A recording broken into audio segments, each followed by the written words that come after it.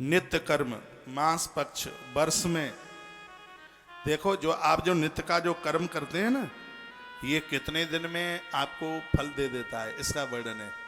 इसमें लिखा हुआ है कि आपने नित्य कर्म किया है, यदि पिछला कोई पाप नहीं है तो आंख का पलक ऊपर से नीचे गिरे इतनी देर में परिणाम हासिल हो जाता है।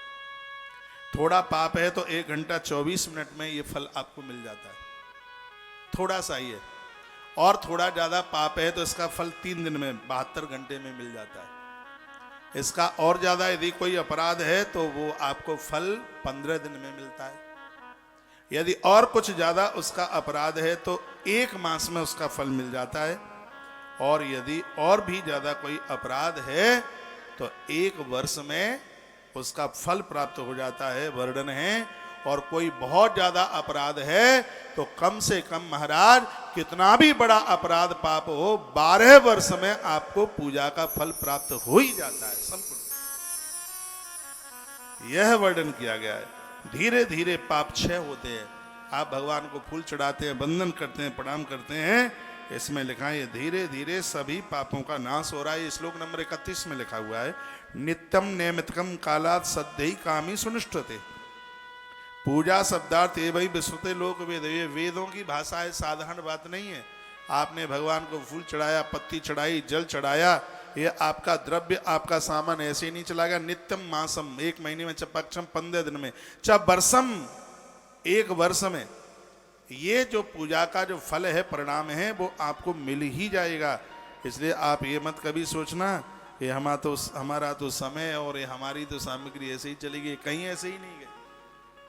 इसका फल आपको प्राप्त होगा, उसको कोई रोक नहीं सकता। किसी में ताकत नहीं है कोई रोक करके बता दे। सगरे महीनों की बात कही, कार्तिक के महीने में दान, तप, उपवास, होम, जप, ये सब चीजें देवताओं को प्रसन्न करने वाली होती हैं।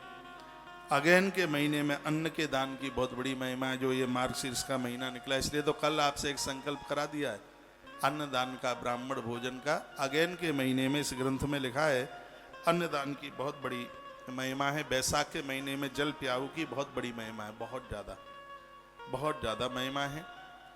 बैसाख के महीने में जल दान की बहुत बड़ी महिमा है। व्यक्ति को इतनी चीज़ों का दान अपने जीवन में करते ही रहना चाहिए। नमक, लोहा, तेल, उड़द, वर्णन है। श्लोक बोले देता हूँ। श्लोक नंबर है 60, लिखा है लवणाय सतैला नाम मासादी नाम च दानत। अब ठीक से संस्कृत नहीं पढ़ोगे तो मांस का दान करने को चल पड़ोगे।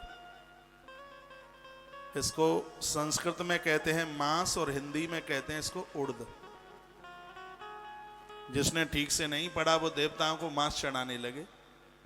लेकिन नियम तो ये है कि दही में उड़द रख करके फिर वो देवताओं को चढ़ाया जाता है। लेकिन लोगों ने जीवों की हत्या शुरू कर दी।